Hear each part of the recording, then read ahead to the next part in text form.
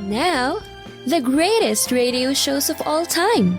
Suspense. The Shadow Node. Washington calling David Harding, Counter Spy. Classic radio theater. The Great Gildersleeve. Fibber McGee and Molly. Dragnet. Gunsmoke. The Lone Ranger. Now, step back into our time machine with your host, Wyatt Cox. Good evening, friends of the Inner Sanctum. We go back to February 19th, 1952. Herbert Marshall stars as the man called X, Ken Thurston, traveling to Egypt. Why? Well, we'll let them explain that to you here.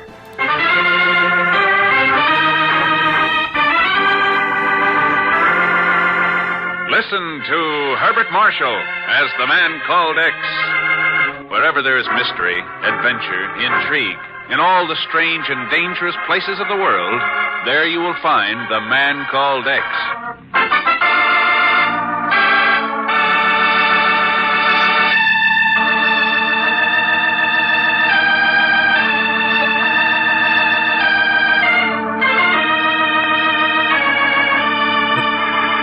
From the oil fields of Iran to the fertile delta of the Nile, the smoldering coals of ancient hatreds, of militant nationalism, threatened to burst into a fiery inferno that could well be the start of World War III. And who would there be to say whether such a flaming holocaust came into being accidentally or was deliberately ignited as a weapon of destruction aimed at the Western democracies?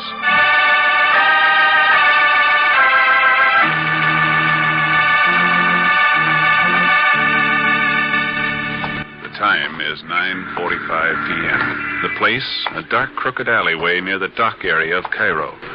The furtive figure of a man moves cautiously, hesitatingly, through the black, enveloping shadows of the Egyptian night. Why do I do these things anyway? A guy could get his throat cut out here, and for what? A few measly bucks. Believe me, if it wasn't for that, I'd never do it.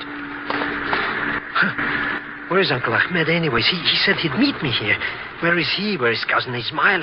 Oh, where is anybody? Right behind the fender. Who? Oh, Uncle Ahmed, it's so dark for a minute I thought you were somebody else. Oh. You are somebody else. Quiet, Zellschmidt. That is the blade of a knife you feel pressing against your throat. It is? Listen. There is a certain man aboard the British cruiser Hellenic out in the harbor. A certain Pasha Ken Thurston. He must board the Cairo Port Said Express at midnight. Compartment C3. With him, he must have 100,000 pounds sterling. Repeat that. Cairo Port Said Express. Midnight. Compartment C3. 100,000 pounds sterling? You will see that he is there with the money. Otherwise, your life will be forfeit. But what if he don't want to go? He will go, Zellschmidt. When you tell him that with 100,000 pounds, he will be able to purchase a halfpenny stamp.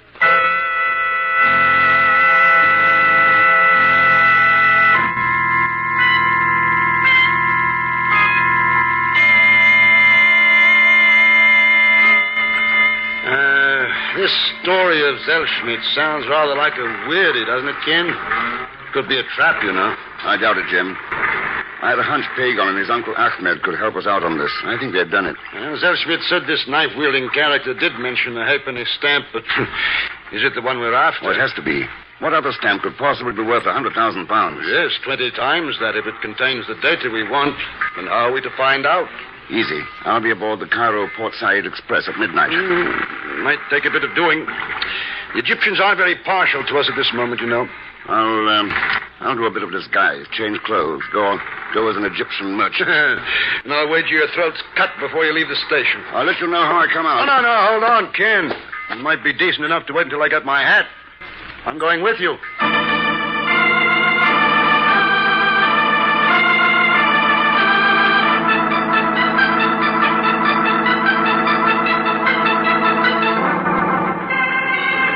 Sure this is the right car, Ken? Yeah, there's compartment C5, C4. Here we are, C3. Come in, please, gentlemen. Come in. There's more than enough room for all of us. Who are you? My name is Touros, gentlemen. Dimetro Touros. This happens to be a private compartment, Mr. Touros. Or didn't you know? Oh, yes, I was quite aware of that fact. I have been waiting for you, Mr. Thurston, and for Commander Stevens. Well, how do you know who we are? I have connections, sir, but that is not important now. What is? The fact, sir, that I am a philatelist, a stamp collector, and my reason for being here is the same as yours. A certain halfpenny stamp. What stamp is that? Gentlemen, some 5 years ago, a British intelligence agent managed to infiltrate into a certain organization, a Middle East Strategy Committee, whose orders came from a city which might well be called Moscow. Am I correct, Commander Stevens? You were saying something about a stamp, Mr. Touros. Yes. That agent managed to acquire quite a fund of information about this committee, such as its concern with the Iranian oil situation, its interest in the anti-British riots in Egypt, and he inscribed it all, every fact, name, place, upon the back of a halfpenny stamp. Oh, come now, Touros. One could hardly write a phone number on the back of a stamp, let alone all that data you're mentioning. As you know, the agent was a specially trained calligrapher, one who could inscribe the Lord's Prayer on the head of a pin. So? The agent was arrested by the committee and murdered. The stamp disappeared. It is now somewhere in Egypt, avidly being sought by Russian agents, by British agents, by certain Arabian potentates. And by Dimetro Touros. Yes, as you say, Mr. Thurston, by Dimetro Touros. What's your interest in it? Strictly financial. That stamp is worth a great deal of money to the interested parties I have mentioned. Here, one of my cards. I trust you will visit me one day soon at my home in Port Said. Thank you, gentlemen. Good night. Well, now what do you make of that, Ken? One thing's for sure. Our friend Touros is well informed about that halfpenny stamp. But he's not the man we came to meet. Oh, what makes you think that? Those bloodstains on the carpet. Bloodstains on the... Yes. Right next to that window seat. What in the world? There's luggage space under that seat. Let's take a look.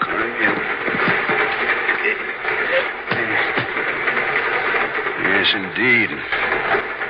You think he was the man we were going to meet? Yes. And then who slipped that knife into him? Touros? Could be. Then Touros must have the stamp. I doubt it. Why? He would try to make a deal with us all. He would have claimed he entered the compartment by accident. And there must be somebody else aboard the train. Could be anybody. Yeah. May we come in, gentlemen? Oh, you're in. What do you want? I am Major Osman Kamal, Egyptian military police. The men in the corridor are my agents. Do not attempt resistance, please. What's your interest in us? The corpse under that seat makes the answer superfluous. However, you are both under arrest for murder. Raise your hands, please. Ken, raise them. Better do as he says, Jim. After all, it makes it easier to reach the emergency cord. Do not pull that if they do not. Get the door, Jim. I got it. What about the major? Knocked off his feet. I'll make sure he stays that way.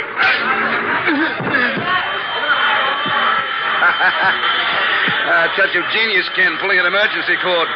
There's certainly no time to mess around with a murder charge, but where do we go from here? Port Said. Port Said? If the stamp's aboard this train, that's where it's headed. The window, Jim. We'll get out that way. Come on.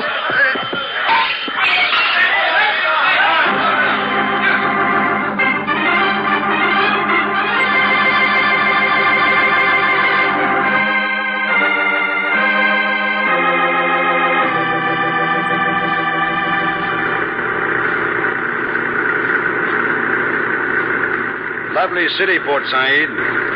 Despite the trouble we had getting here. Though I must confess I don't feel one bit closer to that stamp. That's why I want to visit our friend, Dimetro Touros. He's the only lead we have. Yes, well... according to the address on his card, this should be his home. Yeah. You go on and contact your agents in town. See if they've learned anything. I'll talk to Touros here, and we'll meet at the El Akbar Hotel tonight. Right.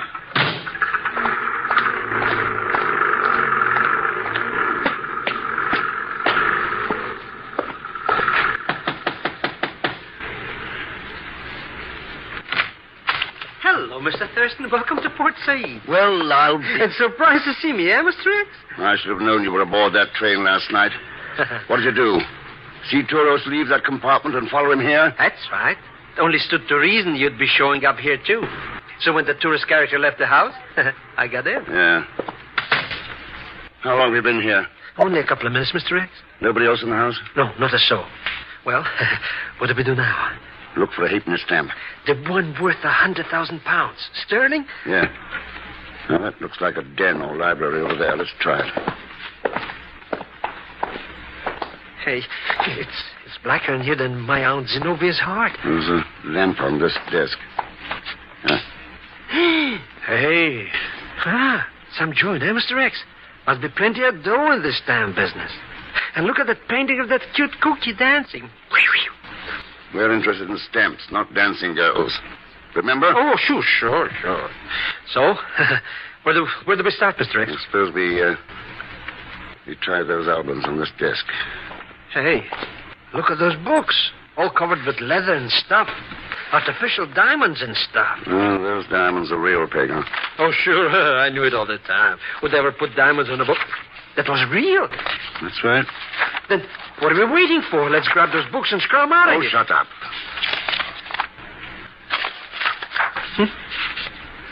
Find something, Mr. X? Take a look at this page. What's that to look at? Just stamps. Halfpenny stamps. Hey, maybe one of them's that the one that Joker said you should meet him on the train so you could pay him off, and it's worth almost $500,000. Yeah. Let's check them. But how are you going to do that, Mr. X? What are you going to look for? They're in little plastic envelopes. We can see both sides. Look for writing on the back. Writing? Or what kind of writing? Any kind of writing. Just... My eyes. Something's the matter with... There you go. Mr. X. I'm sleepy. The lamp of smoke is coming up from the lamp.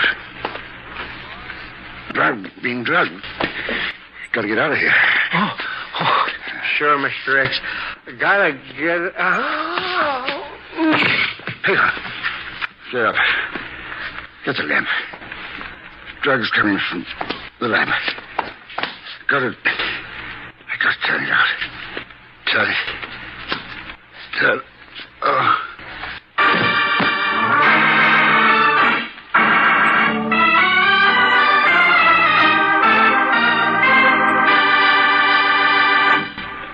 We'll return to The Man Called X in just a moment. February 19th, 1952, The Man Called X on Classic Radio Theater with Wyatt Cox. No offense, but are you a little fat when you look in the mirror?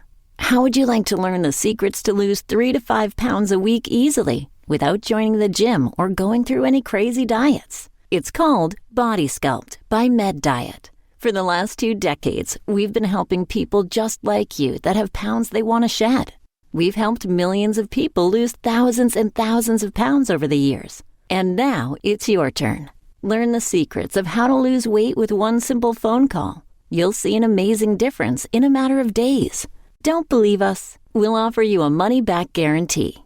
If you're ready to start losing weight right now, call right now to learn more about your risk-free order to Body Sculpt. Call for your risk-free offer. 800-738-5332. 800-738-5332. 800-738-5332. That's 800-738-5332.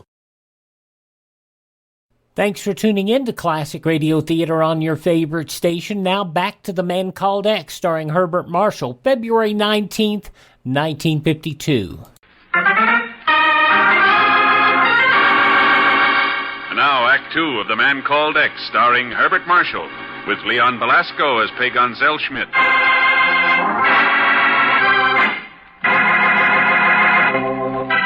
It is only a little colored piece of paper, a halfpenny stamp, but on its back it contains information that could quench the rising flames of unrest in the Middle East, or could lead to World War III. And now Ken Thurston is in Port Said, Egypt, searching for the stamp in the home of Dimitro Touros. A search that is suddenly terminated when he and Pagon come under the influence of some strange drug.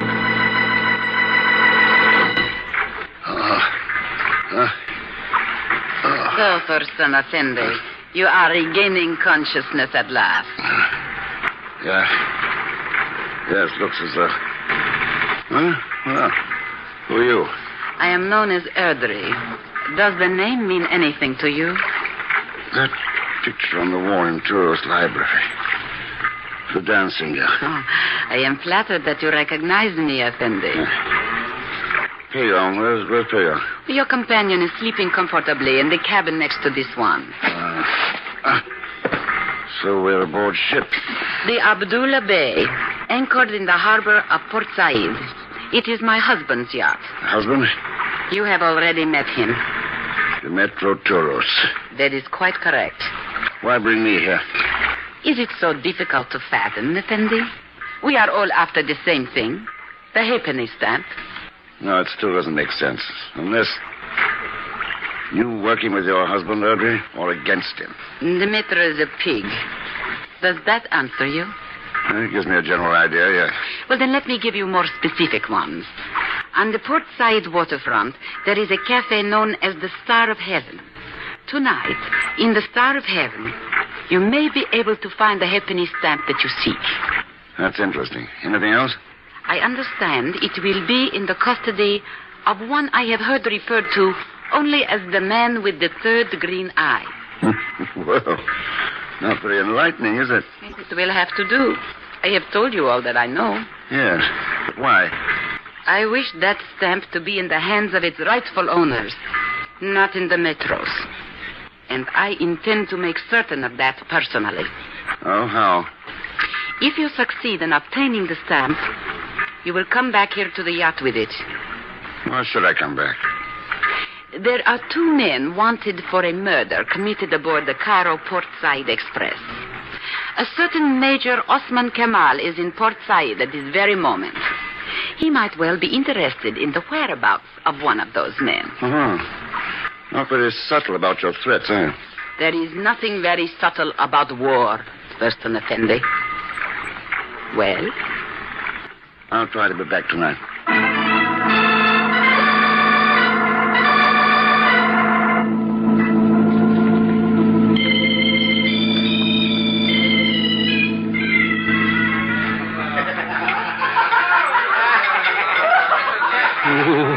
These carriages would cut your throat for nothing, even less maybe. Why don't we give this press a couple of quick powders? No, not until we find the things we're looking for. What things? A halfpenny stamp.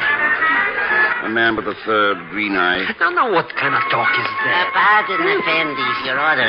For you, Effendi, best coffee, black pecan hot. Thank you. And for you, Effendi, Halib, milk, pure and sweet from the cow. Milk? But I ordered a triple scotch. I changed the order. What do we owe you, waiter? Nothing, Effendi. It has been paid for. How do you like that? First freeloading I get in 6 months, and I'm went up with milk. Mighty nice, waiter. Who arranged it? The proprietor, Abdul Hafiz Ben. Hafiz Ben? Yeah, that is he, standing near the rear door. Hey, Mr. Thurston, that Hafiz Ben joker. He's Yeah. Thank him for us, waiter. And here for you. Oh, 1,000 thanks, Effendi. May the blessing of Allah... But, Mr. X, look at that Hafiz Ben guy. And what's on the turban he's wearing? I see it, Pagan. A brilliant green emerald. Sure, and it's sitting almost in the middle of his forehead. A guy with a couple of drinks or two under his belt could even think maybe it was... A third green eye, Mr. Zellschmidt? That's right, a third green... That a guess, Touros? What do you know? I know. I can assure you that Abdul Hafiz Ben is the man with the third green eye. And the man who has the stamp? Quite nice of you to invite me so cordially to join your table, gentlemen. The gun you've got inside that napkin says we haven't much choice. Quite right, Mr. Thurston. Though it is only .22 caliber, it would be quite deadly if aimed properly. Well, sir, shall we indulge in some friendly conversation regarding a halfpenny stamp? You must realize by now that I want it, sir. Want it very badly. And before this evening is out, I shall possess it. Then why waste time with me? My dear sir, it is hardly a waste of time to remove the last obstacle from one's path. You will notice that the band is playing louder. The music will shortly reach a pitch where the sound of 2 shots muffled in this napkin will go entirely unnoticed. Just like that, eh? Just like that, sir. Well, at least there's time for me to finish this coffee. My face! My face! Let's have that gun, Toros. I will kill you, Thurston. Let's have it, Toros. I will. Oh, Mr. Thurston. Come on, that rear door. Yeah, but where are we going? We've got a date, Pagon. The man with the 3rd green eye.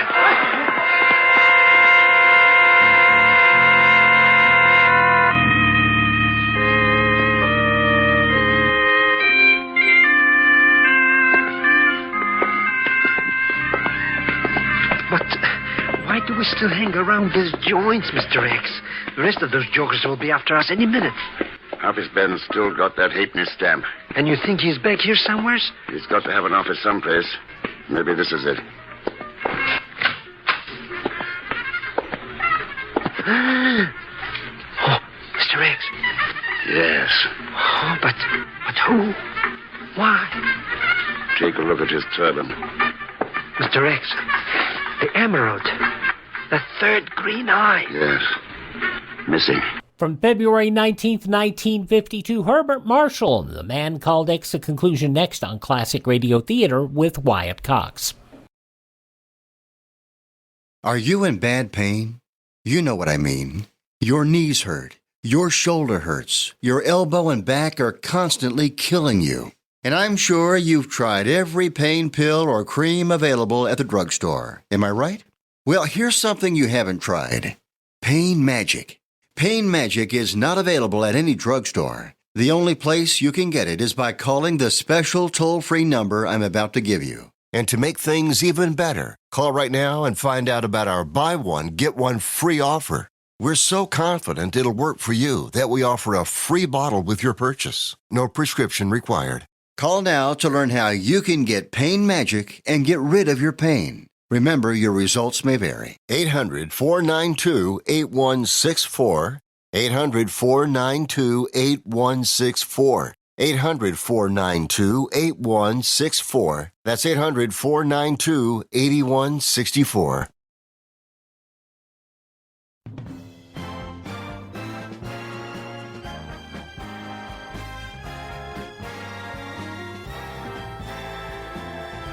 Now on Classic Radio Theater with Wyatt Cox, the conclusion of The Man Called X, starring Herbert Marshall, February 19th, 1952.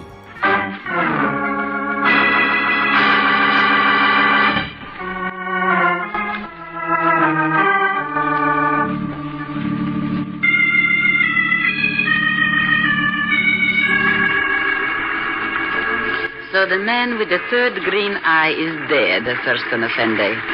And the halfpenny stamp is missing once again. Looks like it, Audrey. This is too bad. But at least there is one consolation. Demetra did not get his filthy hands on it. Yeah. Well, I've kept my promise. Might as well be going. Well, Major. And you remember me, Thurston Effendi? Sure. Looks like you pulled a neat double cross, Audrey. Perhaps it would not have been necessary if you had returned with the halfpenny stamp, Thurston Effendi. So you're in on this, too. What about that military police gag? Merely a subterfuge to question you and Commander James Stevens at leisure. Circumstances prevented that aboard the train. Nothing shall prevent it now. What do you think you'll find out from me? The present whereabouts of the stamp? You think I'm the one who killed Hafizben and took the stamp from him? No other explanation will fit the circumstances. Major Cabal, start questioning him. He will tell us where it is hidden quickly enough. Oh, you don't have to bother. I'll tell you where it is. But I want to get something straight first. Huh? What? As I see it, Hafizben spread the word that he'd sell the stamp to the highest bidder, and the vultures started gathering around. Tourists who had the money to buy it, and the two of you who sent me to the cafe to get it for you. So? But you didn't figure that one of you would double-cross the other. What do you mean? While Touros and I kept each other busy, one of you killed Hafizben and took the stamp. Didn't you, Audrey? What? You are lying. Better not wear such spicy perfume. The scent was still in Hafizben's office. Now, where's the emerald? The one that's got the stamp concealed inside. In your purse? No. No, stay away from there. No. Okay, Major. It's your move. So you did double-cross me, Audrey. I should have known. No, Osman. Put away that gun. You can't shoot me. You can't. I am going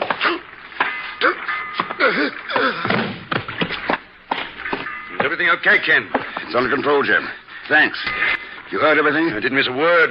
All very exciting at the end there, and I must say we've run up against as unsavory a crew of characters it's ever been my misfortune to meet. Who are you to talk, you filthy capitalistic pigs? Someday we will prove to the world who the truly superior peoples are. Oh, sure. You're certainly trying hard enough. Using the double-cross, murder, even war. Or maybe someday you'll learn that there are no superior people. Only a couple of billion human beings who want to live together in peace. Who pray they won't have to fight to get it.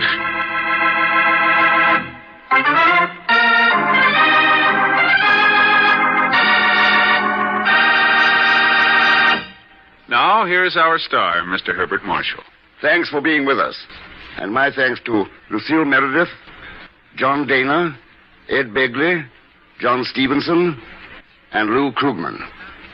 Next week, South America. The basin of the Orinoco River, where, believe it or not, a ton of dynamite and one Pagon Zellschmidt produce an explosion that threatens the whole country. Pagon? Leon Belasco, of course. So join us, won't you, when next I return as the Man Called X. Good night.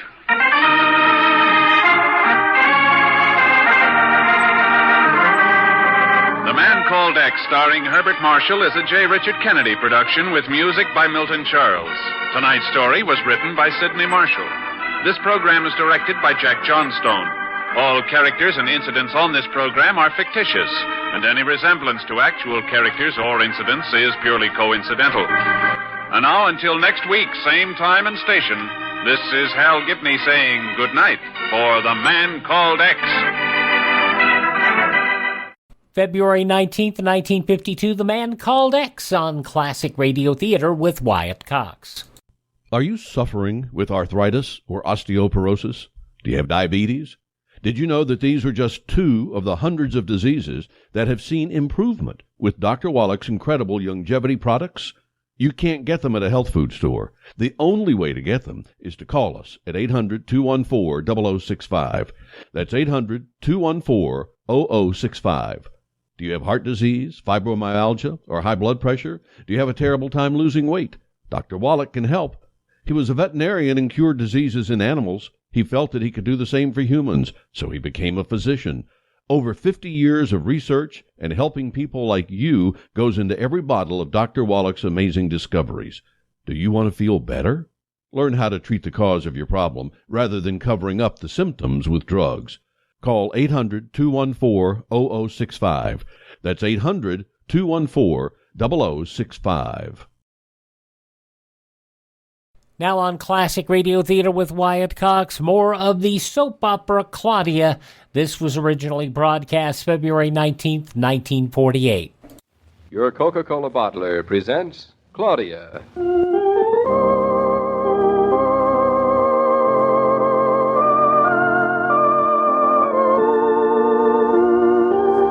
Claudia, based on the play and novels by Rose Franken.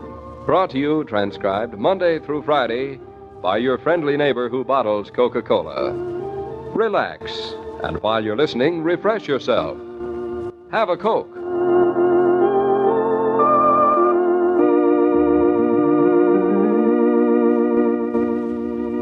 And now, Claudia.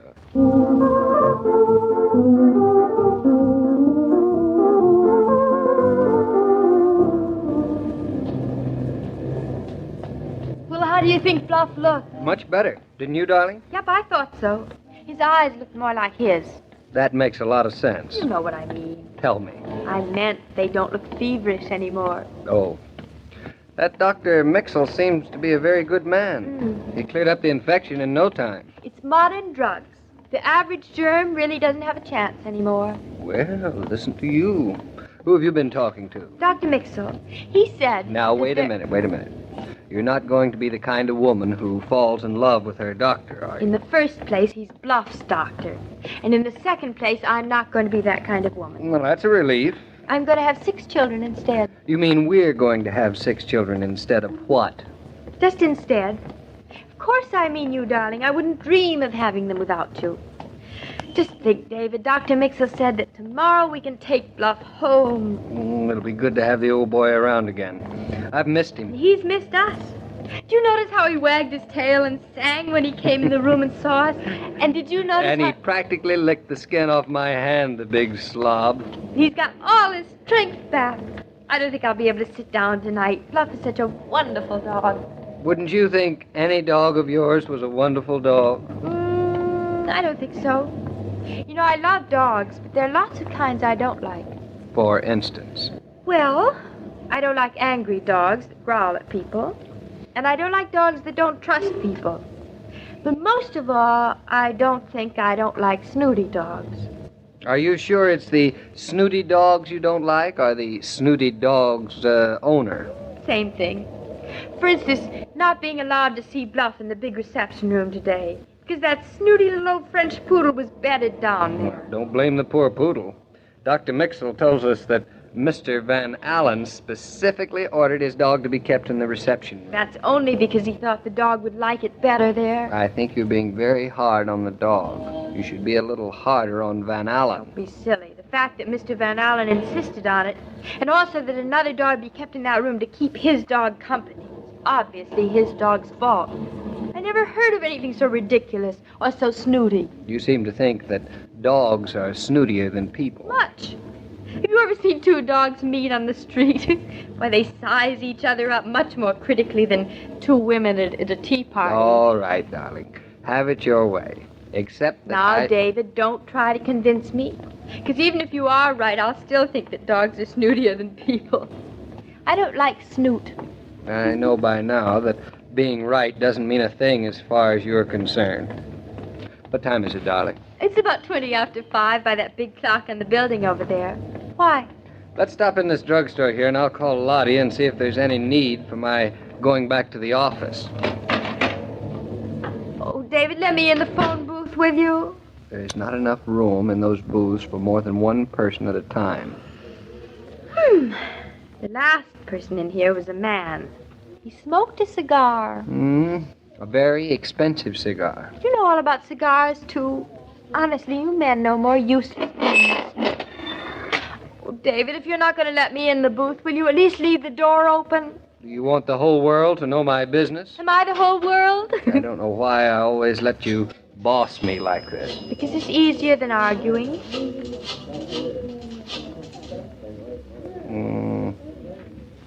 Hello, Lottie. Yes, this is me. Anything new? Nobody called, eh? Oh, that's wonderful. We can go right home. Well, in that case, Lottie, I'll go straight... What's that? Yes, I'll hold on. What's the matter? What happened? Somebody just came in. She's seeing who it is. Any more questions? Oh, I hope it isn't anybody. No matter who it was, darling, that would be difficult. Well, I mean, you know, somebody. Why, you little snob. You're as snooty as a dog. Well, I didn't mean it that way.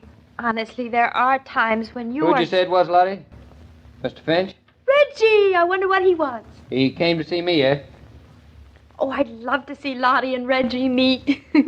Lottie, would you ask Mr. Finch if he could come in tomorrow? Or... Mr. Finch, Mr. Norton would like me to ask you if it would be convenient for you to come in tomorrow. Tomorrow, eh? Oh, I'm afraid that'll be a little difficult. I'm running down to Virginia for the weekend. No, I couldn't possibly get out of that. It's a house party. You don't say. Hello, Mr. Norton. He's got a house party in VA tomorrow. Very important, he says. Of course, I suppose I could wait until next week. Mr. Finch says it's not important. He's perfectly willing to wait until next week. No, I'd much rather... Mr. Norton, he thinks it's an awful shame for you to have to come all the way back here. Yes, tell him not to bother. It's perfectly all right, really. But, Mr. Norton, he says it isn't necessary for you. What he has to talk about you isn't important. Not at all, I'm sure. All right. I'll tell him. Yes, Mr. Norton. Mr. Finch, he says to wait. Oh, that's very nice, really. I feel rather badly bringing him back here at this hour. It's not every person who would come back, Mr. Finch. Mr. Norton is a very exceptional person. Oh, yes, indeed. I know. Are you planning to build, Mr. Finch? Why, yes. Yes, I am. You don't say. Well, Mr. Norton is the man to come to. He's a swell architect. Yes, so I understand. What do you want? A post office? I seen a photograph once of a post office he made. Just beautiful. Modern like. Oh, yes, that received a great deal of attention. Oh, no. I don't think so. What? What is it? No. I don't think you're the type. Oh. For, what? For a post office. Oh, no, I don't think so either. Pardon me, Mr. Finch, but there are a few things we would have to know about you. Your address, please. Finch Hall, Old Westbury, Long Island. No street number? Not necessary. We're rather known around there. I see. A nice neighborhood, Old Westbury, Long Island. Well, if you don't mind... Not at all. Pull up a chair. He won't be long in coming. Thank you. You don't look as if you was in business. I'm not. Oh. I like men who do something. I'm sure you do. Mr. Norton is a very busy man. I'm glad to hear it. He's out right now on a very important job. Really? Something very big. Started on it last Monday. Oh, it's quite new, too. Oh, yeah. He'll have it with him quite a long time. I'm glad to hear it. Mr. Finch, is there anything that you... Thank you, but you really don't have to make conversation, you know. I'm perfectly willing to sit here in utter silence. Really? I never cared very much for utter silence. What a shame. Of course, you realize that Mr. Norton's prices are going up. Like everything else. They should. Oh.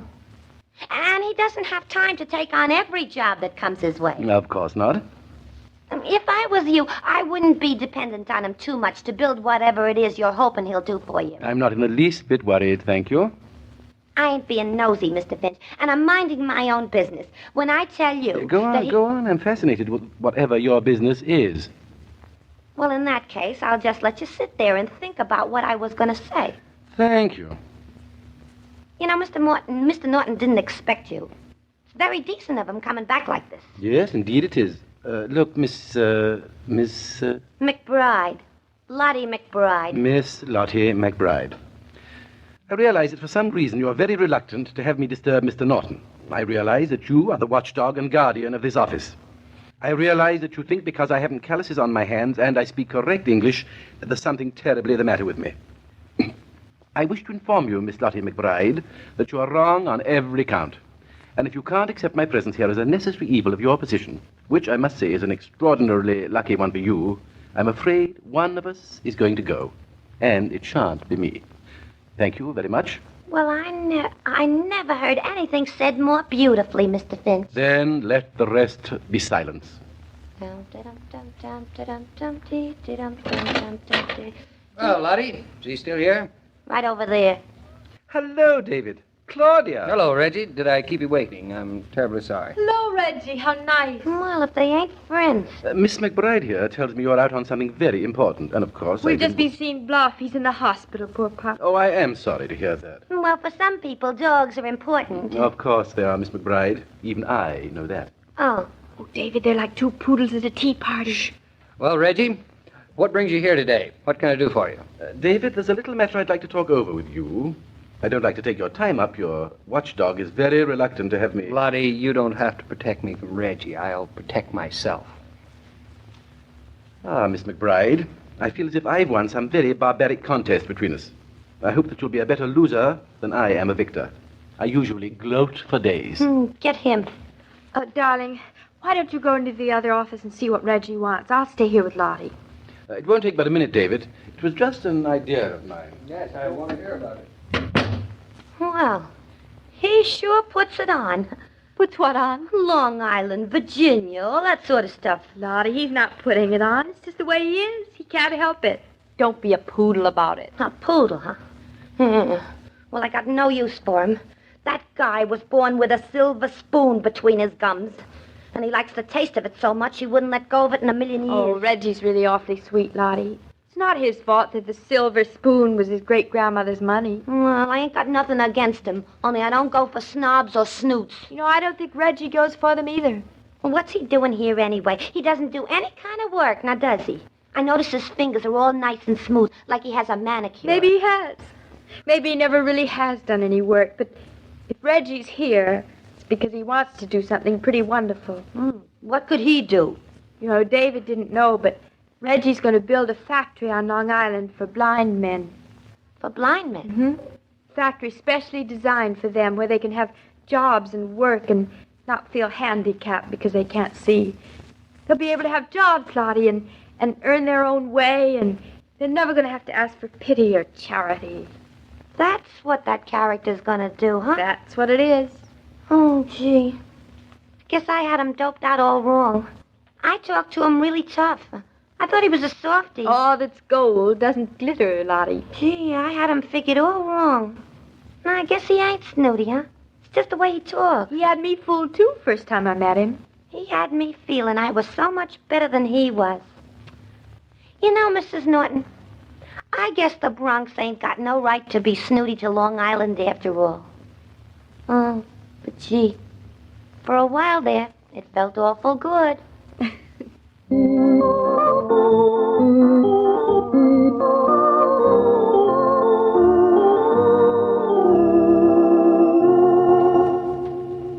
This broadcast of Claudia was supervised and directed by William Brown Maloney.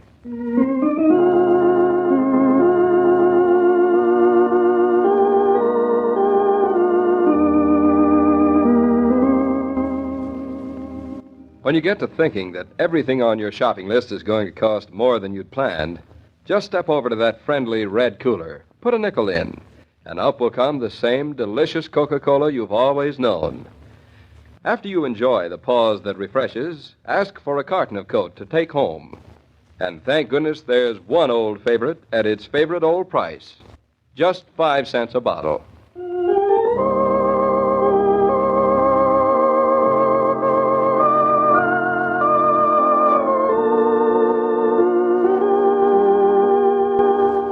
Every day, Monday through Friday, Claudia comes to you, transcribed, with the best wishes of your friendly neighbor who bottles Coca-Cola.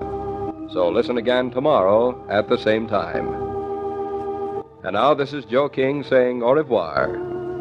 And remember, whoever you are, whatever you do, wherever you may be, when you think of refreshment, think of Coca-Cola. For ice-cold Coca-Cola makes any pause the pause that refreshes.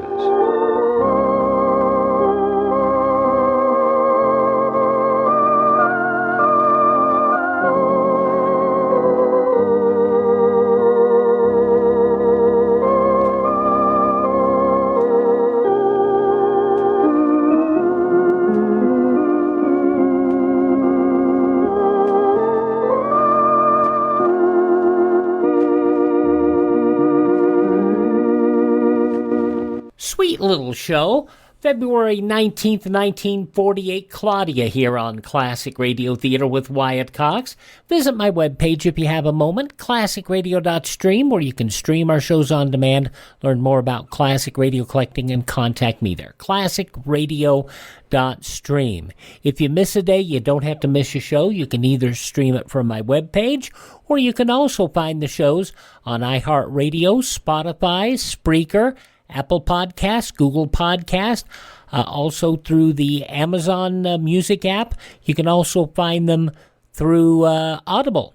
All sorts of places you can find them. Just search for Classic Radio Theater with Wyatt Cox. That's Classic Radio Theater with Wyatt Cox. Do me a big favor and thank this station and support their advertisers. It is their kindness and courtesy that allow us to be here on your favorite station. And tell all your friends the great radio shows are right here at this spot on your radio dial. Classic Radio Theater with Wyatt Cox on your favorite radio station.